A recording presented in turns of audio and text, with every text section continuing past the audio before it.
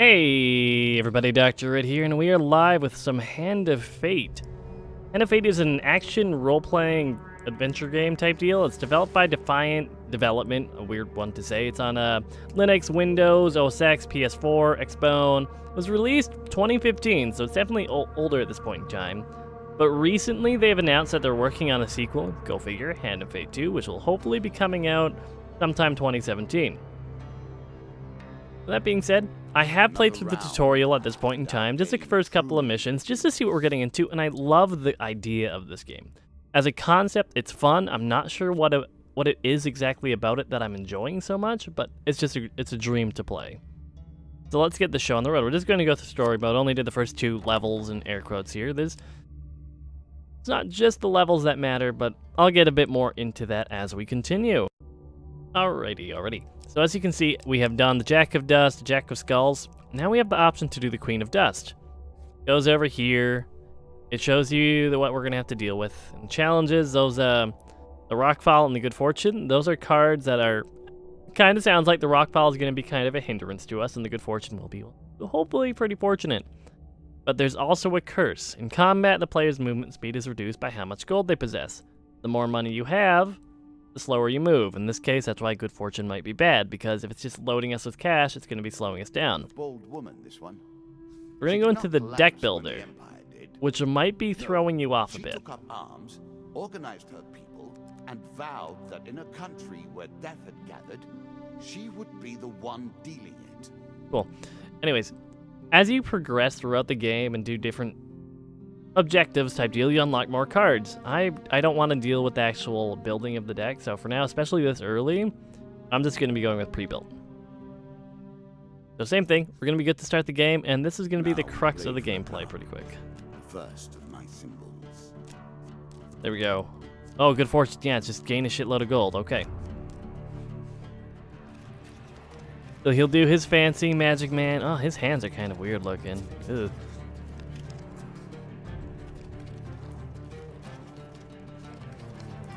There we go.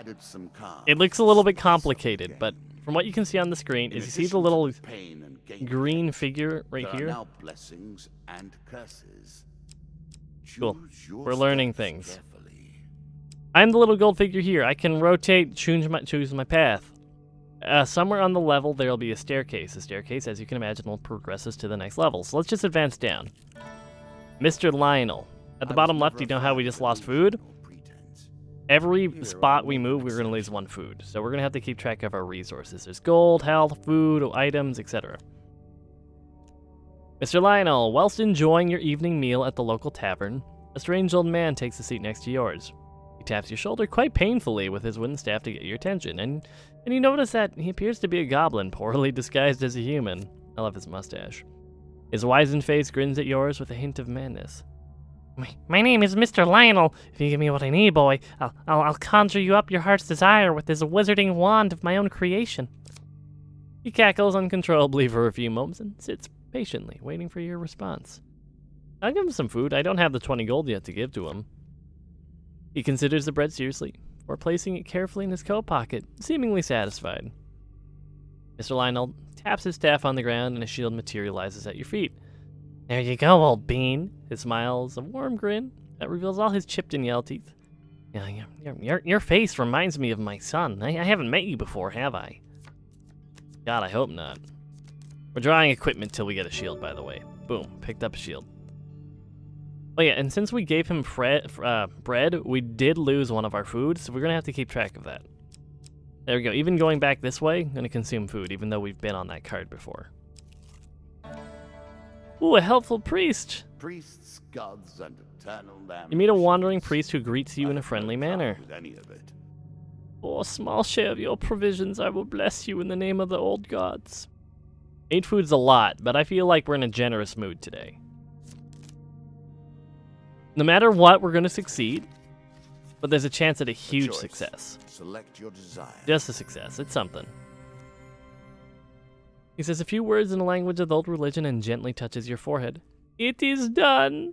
Draw 1 blessing card. High constitution. Whenever the player eats food, they gain twice the usual fee. Never removed. Unless you die, of course. course. And he gives me a You're token for back where you completing began, that encounter. As always. Twisted Canyon. You see a weapon glinting in the sunlight lying next to a skeleton at the bottom of the canyon. The walls of the canyon are covered in thick vines, perfect for climbing. We're going to climb down. You see, now we have the chance of a failure. There's one failure card in the 4. We fail, or something bad's going to happen. Thankfully, we're great and we didn't. Very carefully, you scale the bottom of the canyon and you grab the weapon from the ancient chorus. Frostfang, 28 damage, and each hit slows the target with cold. Press the left bumper to shoot a cone of ice. Hell yeah, that is much better than our rusty-ass axe. The Every step maiden. you take consumes food, but you will also heal as you proceed. Cool. There we go, the maiden card. One day in a shady forest, you encounter an elven maiden. She stops to greet you. Food, please. The bread will sustain you for many days. The dealer draws 2 food. So we gain 3, and we also gain 3. So we're back to 12. That's not bad. The elders of our kind often say that we must retread paths we once took in order to gain advantage on the present. See ya. And we continue, a traveling tinker. This would be a merchant. If we had more gold, I would definitely consider stopping there, but it's not worth our time right now. One more step. And we have discovered the You exit to see this the end of area. this, or The boom. another set of stairs. As you can see, the map You are starts close getting, on her trail. well, the map in More air quotes, the card confident than I path had gets a imagined. little bit more Perhaps random. you'll play beyond this mark, and The we will see landlocked your true lubber. nature. This card is one of the This DLC token cards, will I unlock believe, more so. cards if you can defeat this encounter. Let's see, the door to the landlocked lubber opens with a creak, breaking the silence like a thunderclap in a tome. The proprietor greets you. Welcome, traveler. Before I can treat you here with our hospitality, I must ask you a very important question. Have you seen, heard, or, God forbid, smelled a kraken? What's a kraken? Stares at you in disbelief. Rants and raves for nearly an hour about the dangers, claws, feeding pounders, and the scent of the kraken. For which you learn that his name is Carlo, and in years past he sailed the seas as a captain. He now owns this inn and stays as far from the sea as possible. After giving you some time to enjoy the warmth and some stale bread, Carlo approaches you. I've heard rumors of boats going missing from the small village port of Nolowich. No survivors, no witnesses. Nolowich's port is run by bandits, thieves, and smugglers. There's no way to know what's really happening there. Perhaps you could have a look around and find out more. I would go, of course, but I have this place to look after. Gesturing to his flea-ridden hole in the wall that he calls home. So we'll progress through that story later on in another card. Now here's a river. Running water. Path is blocked by river. against Water is clear but fast flowing. If we turn back, we need to go forward to pass through. It's just a pain to get past. Chance of failure and a huge success. I don't know what that'll give us. Maybe a piece of loot.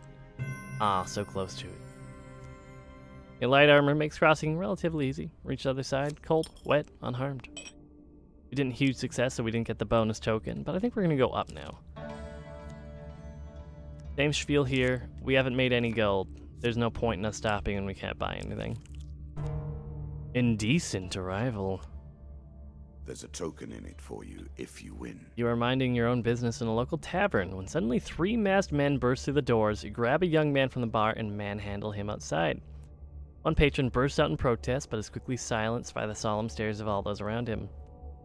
Leave him be, Garrett. If it is his time, then it must be done. Follow the masked attackers outside? Yes. You follow them outside. Immediately, you are confronted by a large crowd, all wearing masks. The leader speaks to you. Whoa there, stranger. I really would prefer that no outsider witness what we're about here. This may look like a god-forsaken thing we do. You have no idea of our troubles. I ask you not to involve yourself. I will not ask twice. We do not have time to for objections. God turns, drags away the young man, their torches burning a mournful light in the distance. Once the light has faded from sight, you follow their path into the forest. Catch up with them, and to your surprise, they're gathered around a yawning portal that whirls with malicious portent. Despite their disguises, it is obvious that none of the hood figures relish the sight before them, and many are obviously distraught. The captive is carried to the portal atop the shoulders of 6 people, as though they were his coffin bearers and he already dead. The young man's struggles are subdued by bonds of rope. No, we're not letting this happen. You burst forth from your hiding place and plead with the assembled crowd not to go through with whatever ritual they're engaged in, but gain no support. The leader eventually speaks above the crowd. If this man is so adamant that one of our own should not be sent to the underworld, perhaps he should go himself. You are immediately seized by the crowd and pushed towards the portal. Try as you might, they are too strong for you and you cannot escape. You stumble and fall into it. Fall to the ground with only a gentle jolt. You find yourself in a forest that bears the most striking resemblance to where you just were, but two very significant differences. Random mass onlookers are gone, and the sky burns with bright red flames. One of sulfur and flames emerges foul hell beast. We got a 4 of hell. So this is going to be the combat. I didn't expect to be fighting Hellspawn, but basically there's different suits of cards. The number in accordance to it is how many of them you're going to have to fight. 4 of hell, 4 hellhounds. Thankfully, I think our ice weapon might do us some good here.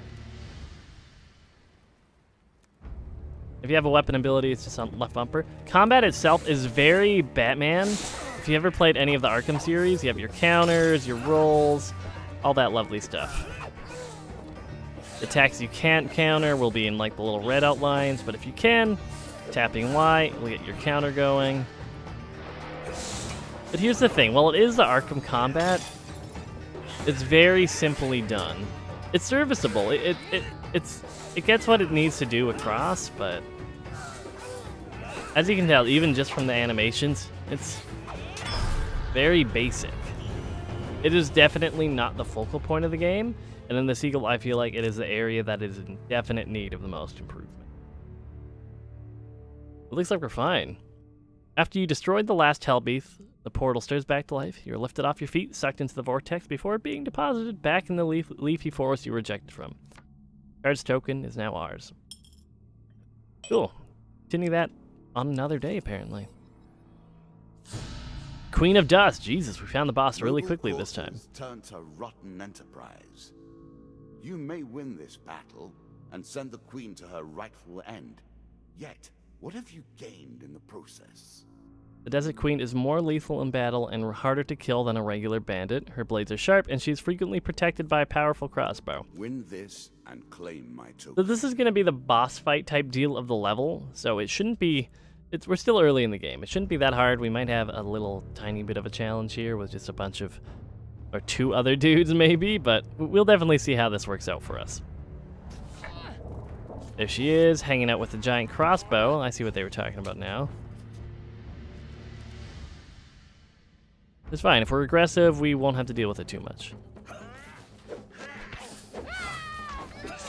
The little green reticle you saw there for the brief second on the crossbow itself, that's pretty much telling you when it's going to attack. You should be able to block the arrows. I'm just bad at this game. Like I said earlier, the red signs atop somebody means unblockable attack. In that case, we can still freeze her, hit her on the ground a few times.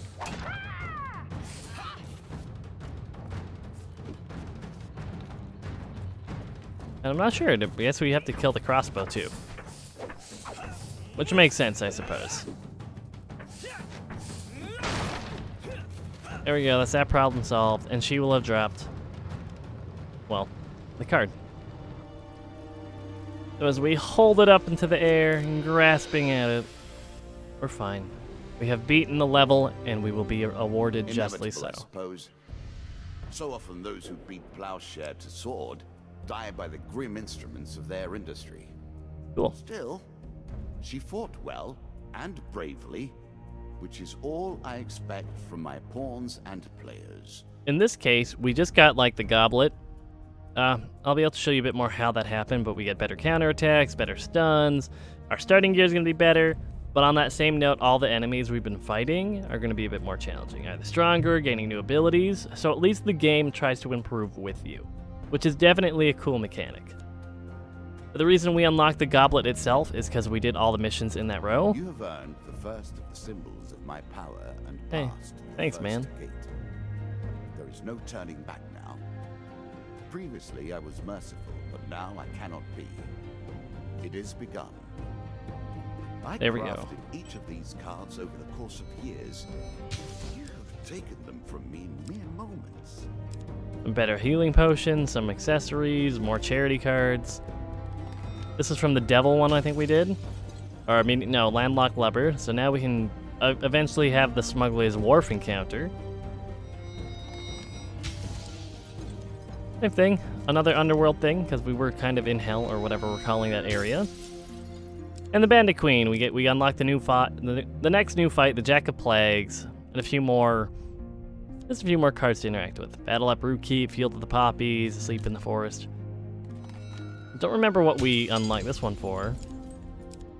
Oh, same thing. Huge hammer, fleet cuffs, just better equipment. But as you progress through the story, you get access to a larger variety of equipment, which makes it so every different level can have a bit more of a different interaction. Of course, later on, it's going to be a bit more stuff going on. Like you can see, we just cleared the first row. We still have 3 more of those to go. Each thing over here, each upgrade will make it a bit harder. Same thing, Lizard Man, strength increase, a bunch of health, fire, armor, swift feet, all that stuff. Well, we're also going to be unlocking cards. In this case, we haven't unlocked Endless Mode, but it plays exactly as you can imagine. You go floor by floor, trying to get as deep as you can, with a little bit harder encounters as you continue going on. But yeah, I would definitely recommend you guys playing Hand of Fate. It's something that gets a bit more deep the farther into the game you go, and it's just enjoyable. The narration from the dealer, the wizard, whatever we're supposed to be calling him, is just top-notch. He's just a pleasure to listen to, and the combat, while I am saying it is the weakest part of the game, it is serviceable. It gets you from A to B. It's nice to play with the different weapons, but in the end, I don't feel like it's the selling point, and if they do improve it, this game could very well make, or the sequel could very well make it on my Game of the Year list in 2017. But as usual, I'm Dr. Rhett. Thank you so much for watching. Make sure you like it if you like it, subscribe if you want more of me, and leave a comment just to show your support.